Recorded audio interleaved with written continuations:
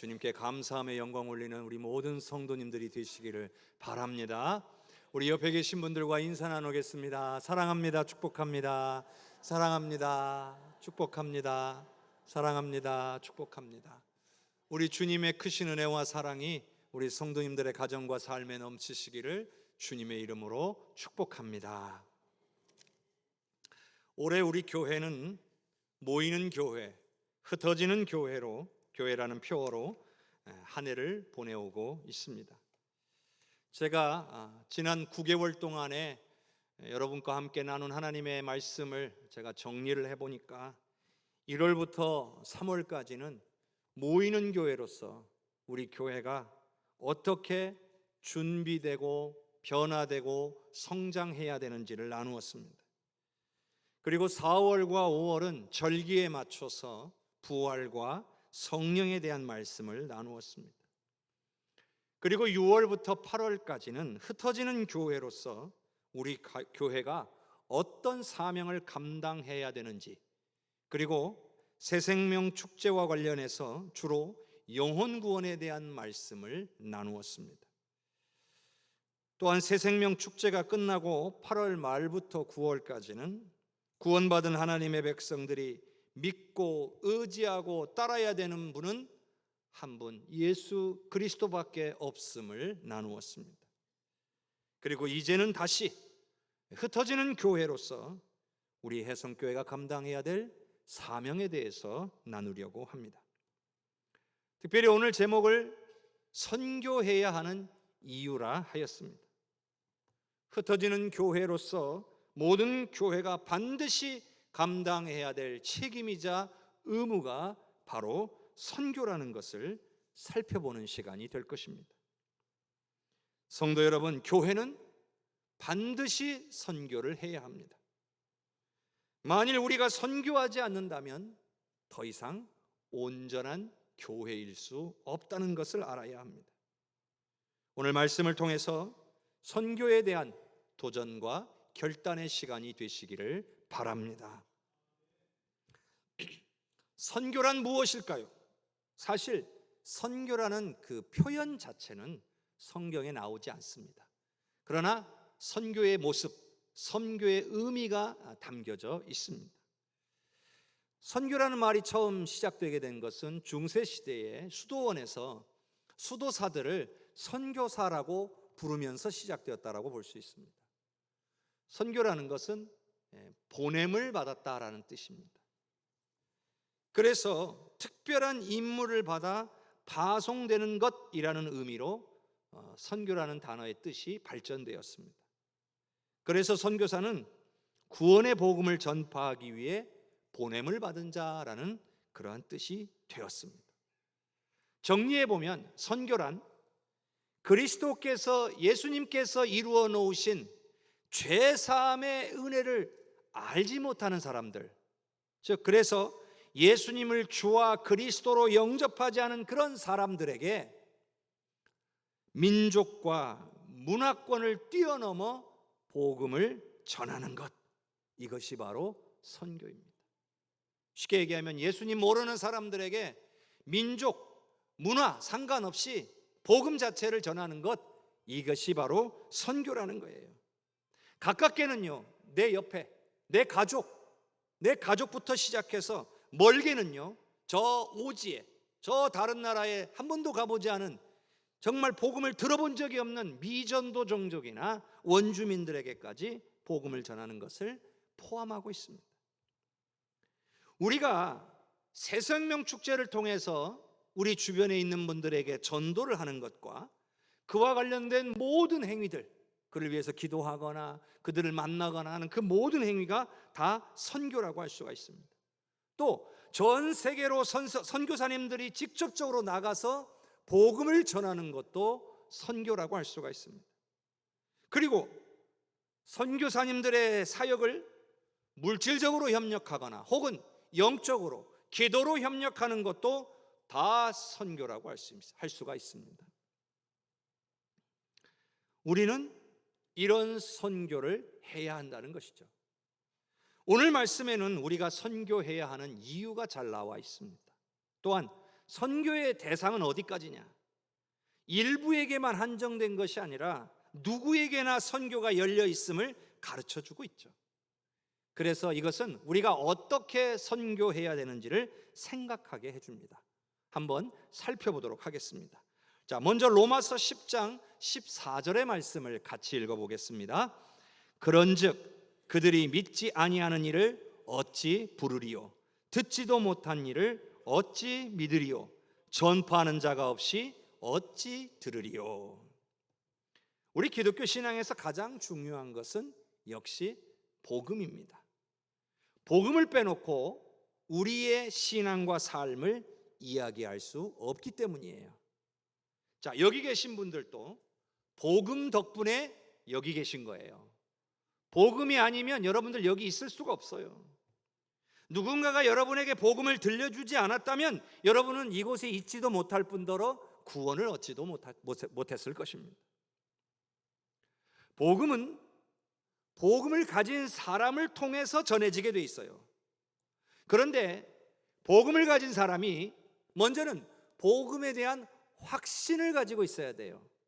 그리고 그 확신 가운데서 자기에게 주어진 사명을 깨달아야 돼요. 아, 이 복음을 전하라고 하나님이 나를 부르셨구나 하는 사명을 깨달아야 돼요. 그리고 그 사명을 감당하려고 해야 돼요. 순종하려고 해야 돼요. 바로 그때에 복음이 전파되기 시작하는 거예요. 그런데 아무리 복음을 내가 가지고 있어도 복음에 대한 확신이 없으면 복음을 전파하지 않습니다. 또 내게 주어진 사명을 깨닫지 못하면 복음을 전하지 않습니다.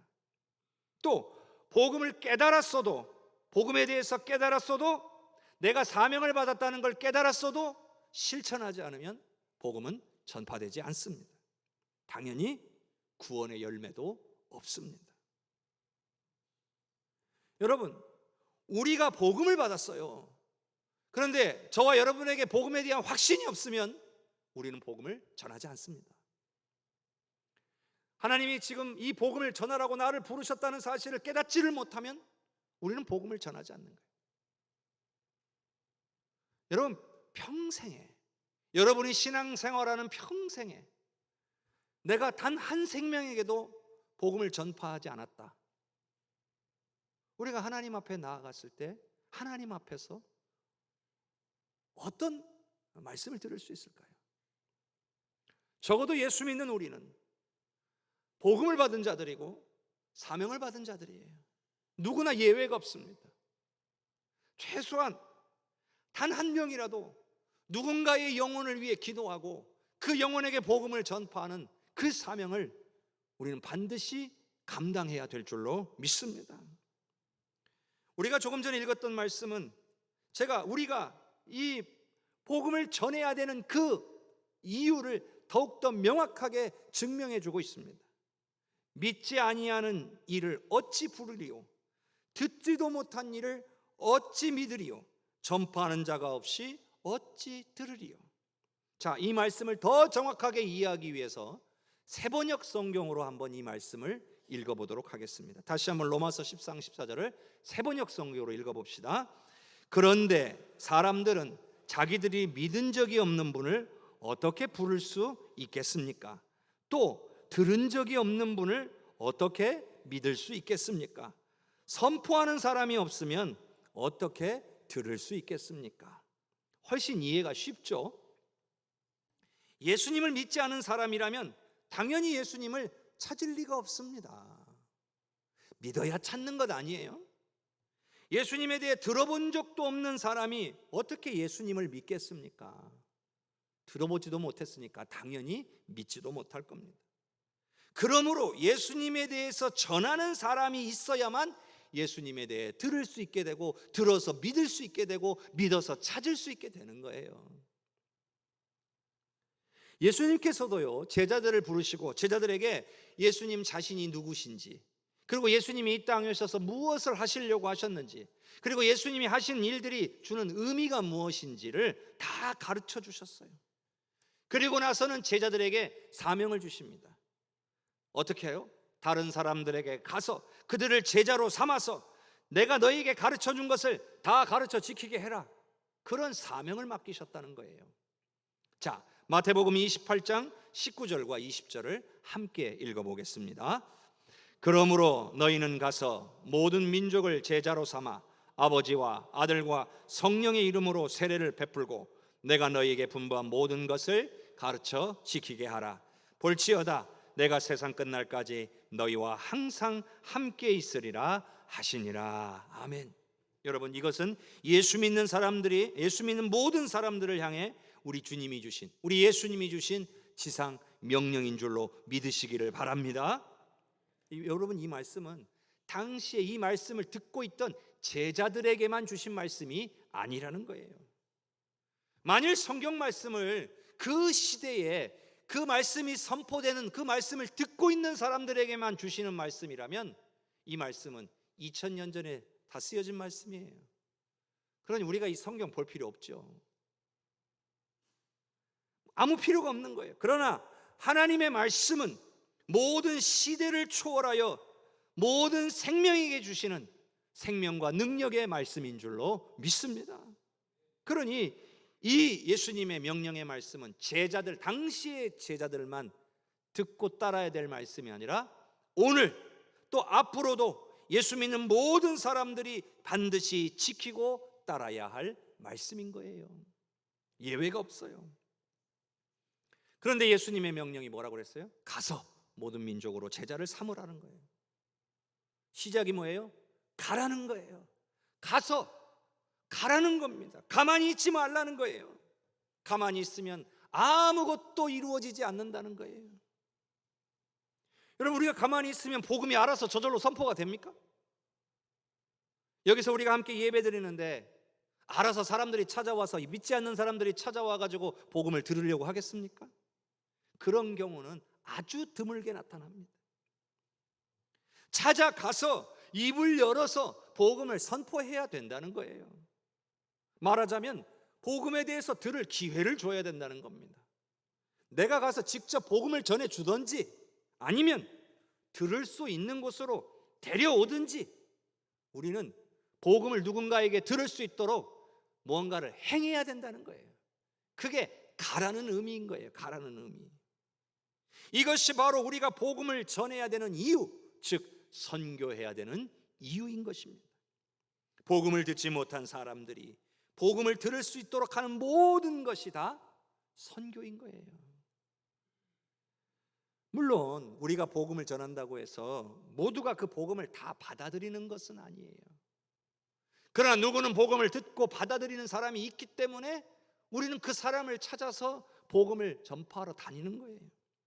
자, 로마서 10장 16절의 말씀을 함께 읽어보겠습니다. 그러나 그들이 다 복음을 순종하지 아니하였도다. 이사야가 이르되 주여 우리가 전한 것을 누가 믿었나이까 하였으니.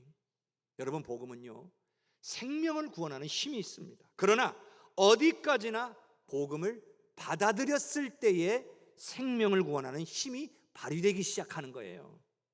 복음을 들었어도요 복음을 거부하게 되면 그 복음은 그 사람에게 아무런 능력이 되지 못합니다. 말하자면 구원을 받지 못한다는 얘기예요.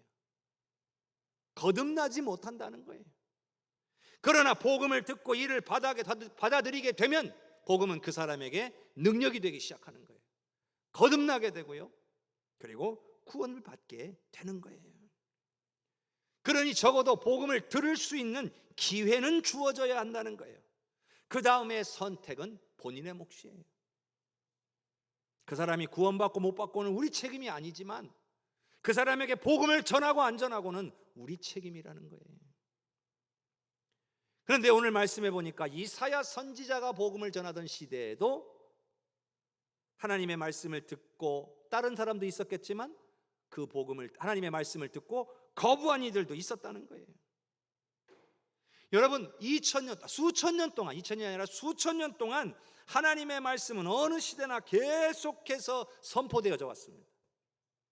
그리고 누군가는 그 말씀을 받아들였고 누군가는 거부했다는 거예요. 그러나 그 선택에 대한 결과는 항상 본인이 책임지도록 하셨다는 거예요. 사랑하는 성도 여러분, 복음을 전하는 것은 모든 믿는 자가 감당해야 될 사명이요 예수님의 명령임을 기억하시기를 바랍니다. 여러분, 주님 앞에 가기 전까지 난 단 한 명도 복음을 전해본 일이 없어요. 이런 일은 없어야 된다는 거예요. 또한 우리 믿는 자들의 모임인 이 교회의 사명 역시 복음 전파임을 잊지 말아야 할 것입니다. 우리는 올 여름에 주님의 명령에 순종해서 새생명 초청 축제를 통해 귀한 생명들에게 복음을 들을 수 있는 기회를 주는 시간을 가졌습니다. 그런데 여러분, 이렇게 복음을 선포하는 것이 한 번의 행사로 그치면 안 된다는 이야기예요. 때를 얻든지 못 얻든지 복음을 증거해야 할 줄로 믿습니다.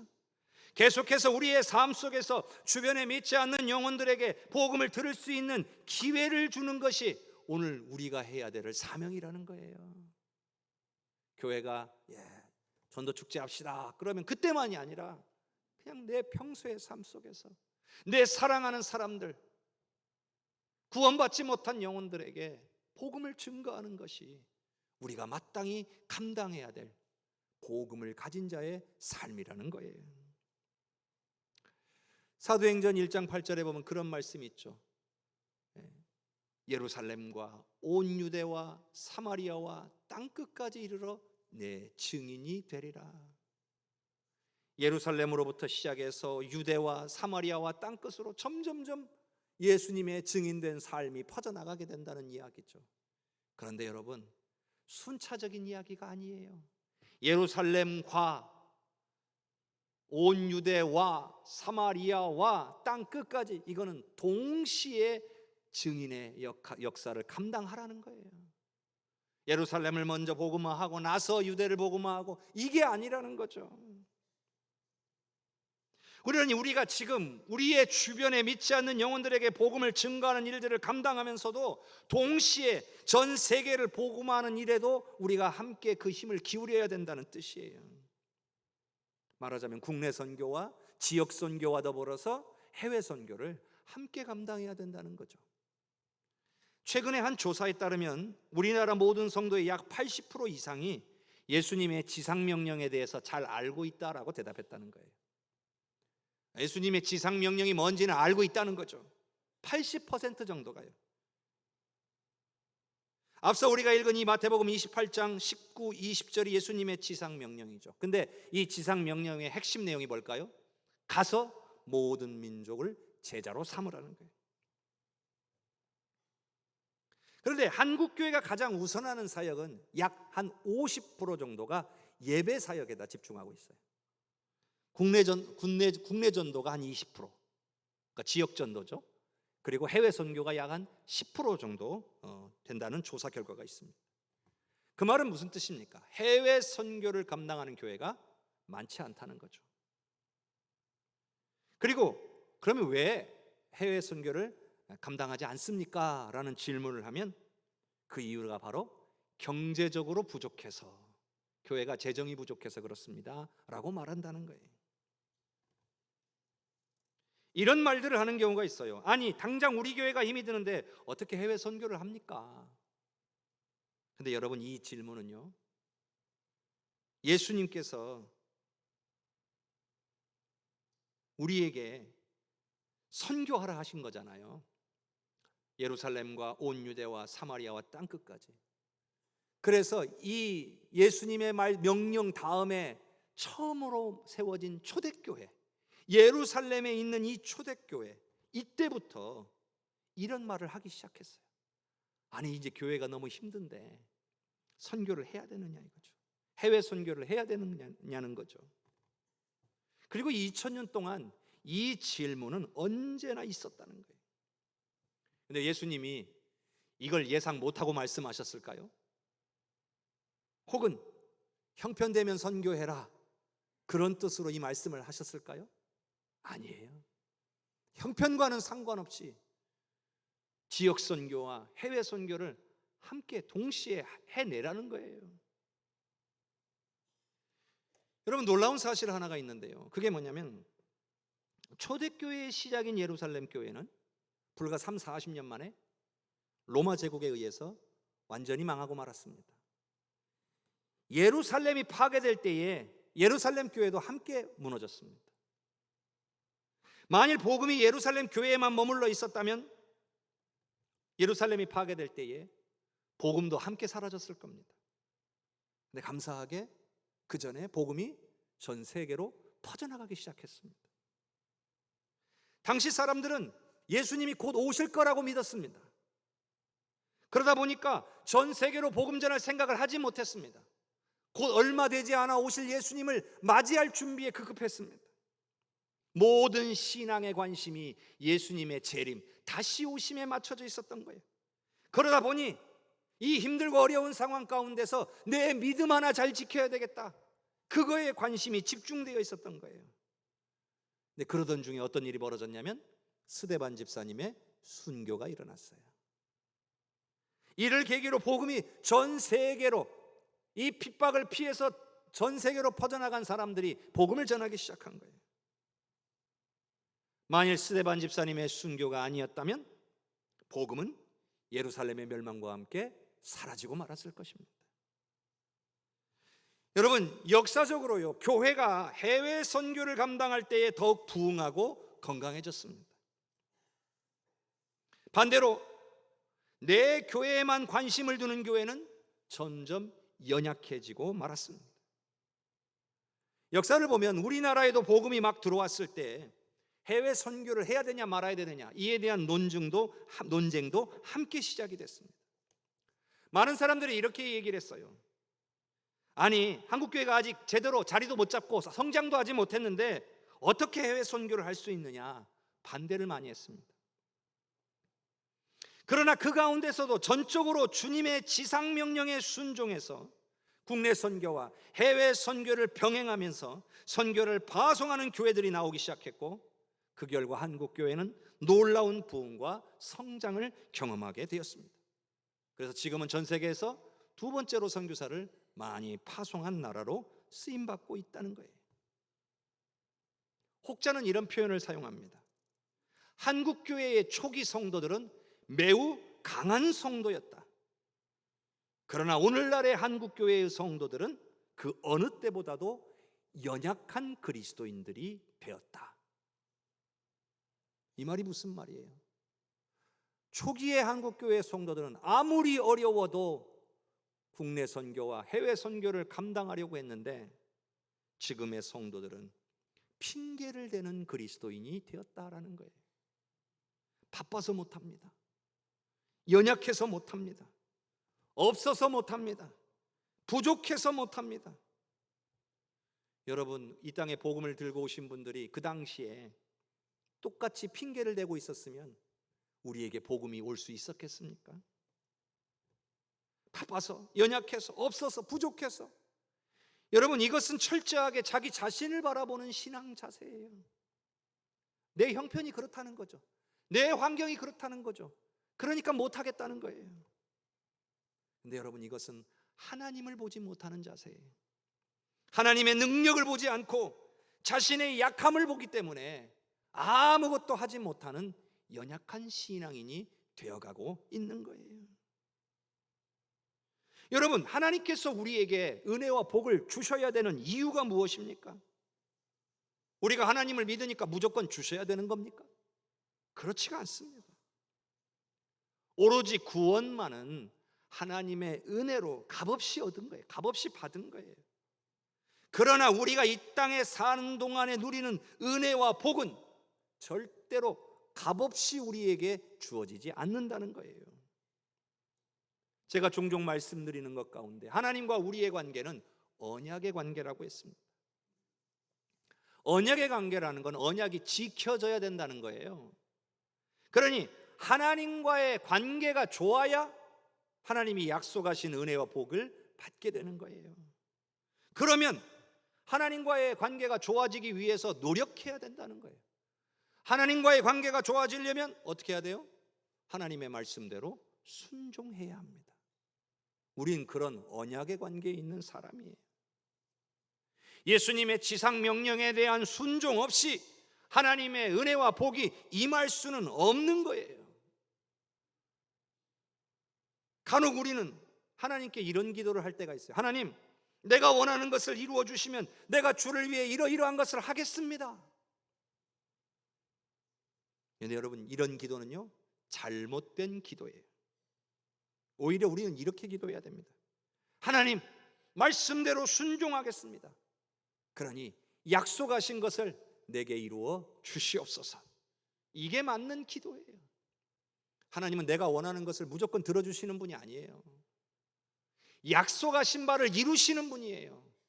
그 약속의 내용에 포함된 것을 우리가 바라고 구하는 것이죠. 그러나 그에 앞서 하나님의 말씀대로 순종하는 삶이 있어야 된다는 거예요. 예수님께서 명령하셨으니 우리가 순종해야 우리의 교회가 부흥하고, 우리가 순종해야 우리의 가정이 복되고 은혜가 넘치게 되는 거예요. 우리 교회는요, 여러 선교사님들의 사역을 물질과 기도로 섬기고 있습니다. 그러나 현재의 수준이 만족할 만한 수준이냐? 아니에요. 현재에 만족하면 안 됩니다. 우리는 더 많은 선교를 감당해야 합니다. 계속해서 우리의 선교의 지경을 넓혀 가야 하는 거예요. 제가 가끔 선교사님들과 여러 가지 방법으로 이야기를 나누다 보면 깨닫게 되는 것이 있습니다. 그것은 선교지마다 선교 방법이 다 다르다는 거예요. 그 나라와 문화와 종교에 따라서 다른 선교의 방법을 모색해야 된다는 거예요. 이 나라와 이 지역에는 이렇게 선교를 해서 성공을 거뒀지만 다른 나라에 똑같이 적용할 수가 없다는 거죠. 예를 들어서 우리가 70주년 기념교회를 건축한 필리핀만 해도 그 나라의 대부분은 천주교인들입니다. 그러다 보니 우리가 개신교가 전하는 복음에 대해서 관심이 별로 없습니다. 또 필리핀은 외부의 도움에 익숙한 나라예요. 그래서 누가 도와주면 당연하게 여기고 더 도움을 받고 싶어하는 성향을 가지고 있습니다. 제가 그 나라를 폄하하려는 게 아니에요. 그 나라의 역사가 그렇다는 거예요. 그래서 이미 어른이 된 사람들에게 복음을 전하는 것 쉬운 일이 아닙니다. 그래서 이 필리핀이라고 하는 지역의 가장 효과적인 선교의 방법 중에 하나가 아이들을 전도하는 거예요. 아이들을 전도해서 그들을 복음의 진리 위에 성장시키는 거죠. 그리고 특별히 어려운 지역에 살아가는 아이들에게는 교육의 기회도 함께 제공해서 이 아이들이 성장했을 때 사회적으로도 영향력을 미칠 수 있는 그런 위치에 있을 수 있도록 돕는 거예요. 그래서 필리핀의 아이들 중에 어려운 지역에 사는 아이는 교육의 기회를 제공받지 못하면 어떻게 됩니까? 아이가 성장해도 그 가난을, 빈곤을 계속 대물림하게 됩니다. 그래서 그 아이들 중에 하나이만 안정적인 직장을 가지게 되면 그 집안 전체가 살만하게 됩니다. 그래서 선교사님들이 할 수 있는 좋은 선교 방법 중에 하나가 뭐냐면 이 어려운 아이들 중에 좋은 아이들을 선택해서 교육의 기회를 제공하는 거죠. 우리 교회가 후원하는 필리핀의 광명숙 선교사님 같은 경우에 빈민촌의 사역을 감당하고 계십니다. 마을의 동사무소와 같은 곳을 빌려가지고 예배 초소로 활용을 하고 있죠. 주로 아이들을 위한 예배, 그리고 성경 공부 사역을 하고 있고요. 그리고 장년층 성경 공부 사역도 하고 계십니다.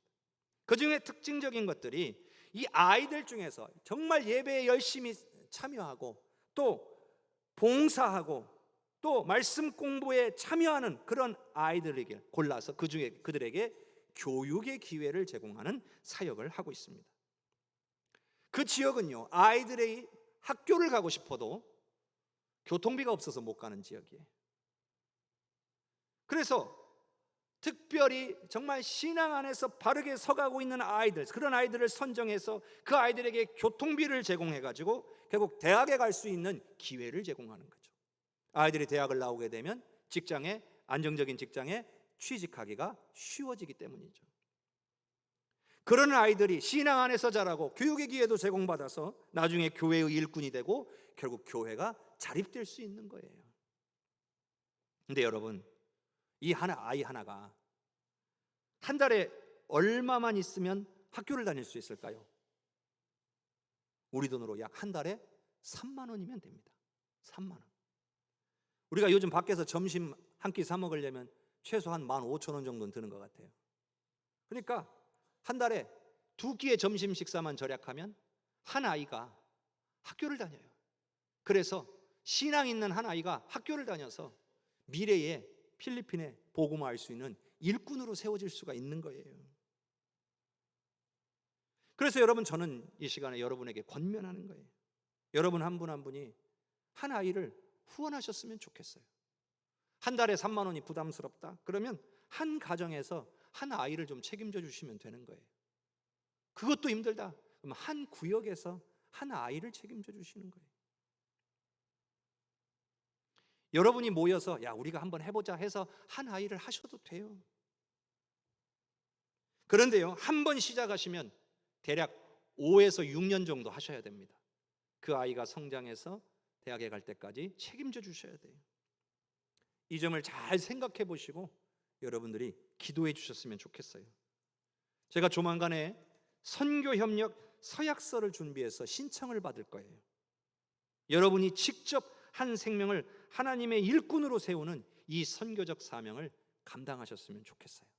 그래서 여러분이 섬기는 아이들하고 나중에 만날 수 있는 기회도 갖도록 해볼 겁니다. 시작은요, 필리핀에서부터 시작할 겁니다.